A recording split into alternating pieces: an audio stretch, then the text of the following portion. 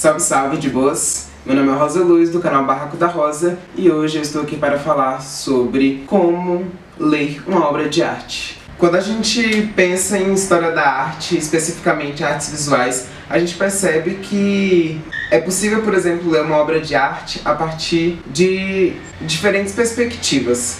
Em geral, as perspectivas mais adotadas são uma leitura formal, uma leitura processual ou uma leitura conceitual da obra de arte. Mas como saber disso ajuda? Por que é importante? Será que existe realmente algum impacto? Bom, eu gosto de pensar artes visuais de uma maneira aberta, de uma maneira expandida, muito mais do que tentar reduzir, tentar colocar em caixinhas o que é cada coisa.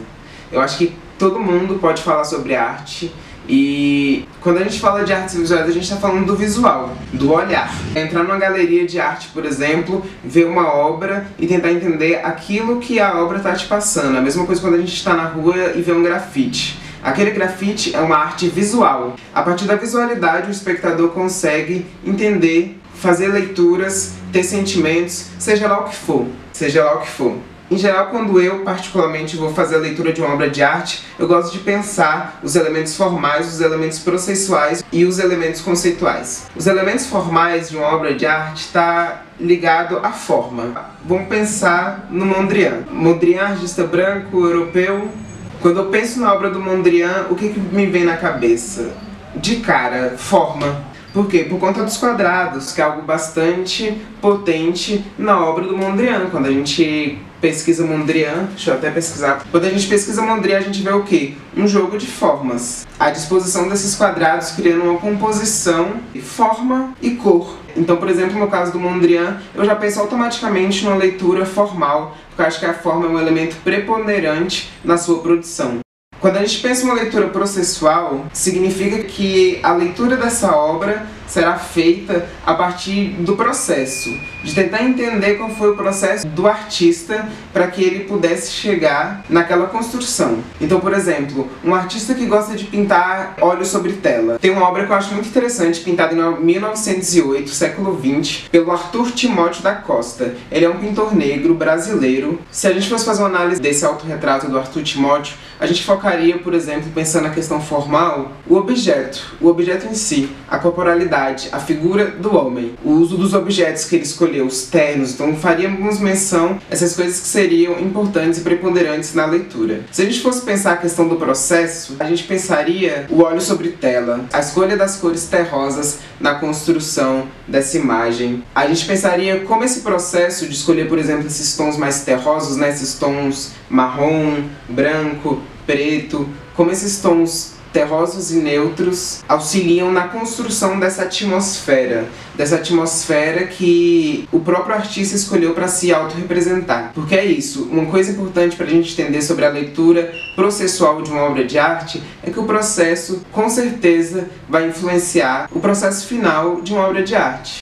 E por fim, se a gente fosse optar por fazer uma leitura conceitual dessa obra de arte, a gente pensaria: qual o conceito? Em que contexto o Arthur Timóteo da Costa decidiu pintar esse autorretrato? Qual o impacto desse autorretrato nas artes visuais? Então, se você é uma pessoa que está afim de visitar mais galerias de arte, de conhecer um pouco mais sobre artes visuais, de conhecer sobre história da arte, uma coisa importante de você entender é que as leituras que envolvem as obras de arte, elas nunca são leituras fechadas. Você pode direcionar sua leitura para onde você quiser, sabe? Se você quiser falar sobre óleo sobre tela, sobre cores terrosas, usando esse exemplo do Arthur Timóteo, se você quiser falar sobre a cor marrom, você consegue falar. E você vai estar fazendo uma leitura o quê? Processual. Se você quiser fazer uma leitura formal dessa obra, você consegue fazer uma leitura formal dessa obra. Pensando o quê? Pensando na forma, pensando nos objetos que constituem a criação desse quadro. E se você quiser fazer uma leitura conceitual, você pode pensar o conceito. Conceito, tempo histórico, o impacto, por exemplo, desse artista negro na sociedade brasileira enquanto artista, o impacto da produção desse artista durante a história da arte. E você também pode mesclar tudo.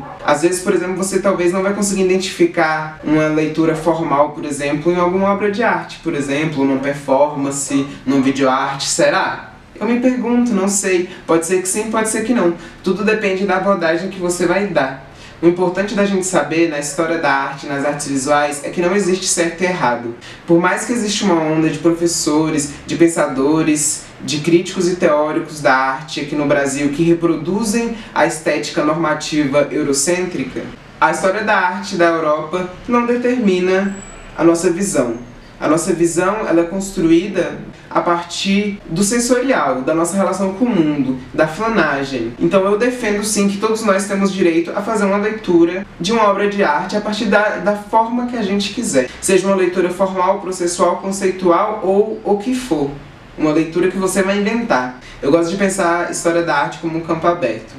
Então, quanto mais leituras a gente puder desenvolver e escrever sobre uma obra de arte, melhor ainda. Uma coisa que eu acho muito importante também da gente pensar é a teoria da interpretação. Por quê? Porque cada pessoa interpreta uma obra de arte de uma maneira diferente. Às vezes eu posso gostar de uma obra e fulano de tal pode odiar aquela obra. Às vezes eu vou odiar uma obra e fulano de tal vai falar: nossa, mas aquela obra é a melhor obra do mundo. Aquela coisa é a criação mais bonita que eu já vi na minha vida, e eu vou falar: nossa, mas aquela obra é ridícula. Eu gosto muito de um livro que chama Teoria da Vanguarda, de Peter Burger. Não gosto muito do livro, na verdade, mas gosto de uma parte que ele fala sobre a hermenêutica. A hermenêutica é a teoria da interpretação, e ele divide a hermenêutica em duas partes. A primeira é o nosso estado de espírito. Então, por exemplo, quando você chega para fazer a leitura de uma obra de arte, quando você vai numa galeria, quando você vê uma foto na internet, o seu estado de espírito com certeza vai ser importante para determinar se você gosta ou não daquela imagem, daquela obra. Porque o estado de espírito está conectado com a teoria da interpretação, com a forma que você interpreta algo. E o segundo ponto que ele fala que é importante, além do nosso estado de espírito, né, quando a gente pensa na teoria da interpretação, é justamente essa questão do conhecimento, da bagagem que você traz. Vamos supor que uma pessoa nasceu na periferia e essa pessoa ela é negra, e durante toda a infância, adolescência e juventude dela, essa pessoa tenha lido apenas textos escritos por pessoas negras. Enquanto existe, por exemplo, uma pessoa que cresceu, sei lá, na Europa, na Itália, tendo acesso a uma história da arte mais eurocêntrica, mais normativa e mais branca, lendo uns textos mais higienizados. Vamos supor que essas duas pessoas se encontrem e essas pessoas vão na galeria.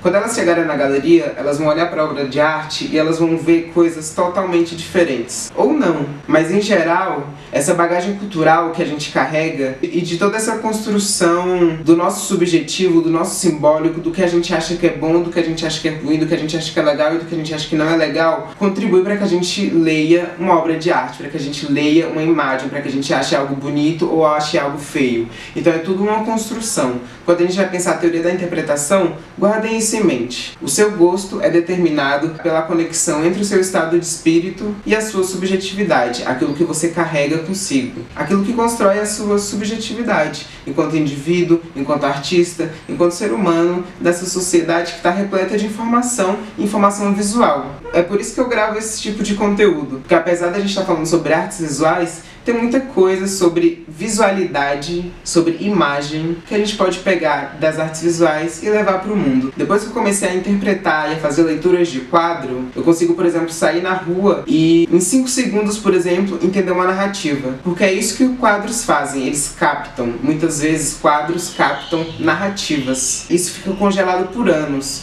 E é um recorte, e eu acho tudo isso muito poderoso. Salve, salve! Meu nome é Rosa Luz, do canal Barraco da Rosa. Se você curtiu e quer que eu grave mais vídeos sobre artes visuais, deixa nos comentários, porque é o que eu estudo na faculdade, então eu tenho um pouco de propriedade para falar sobre isso, já que eu sou uma historiadora da arte e informação, estou quase me formando no axé. Estou aqui para pensar, para colaborar, para criar e para que juntas a gente possa se empoderar.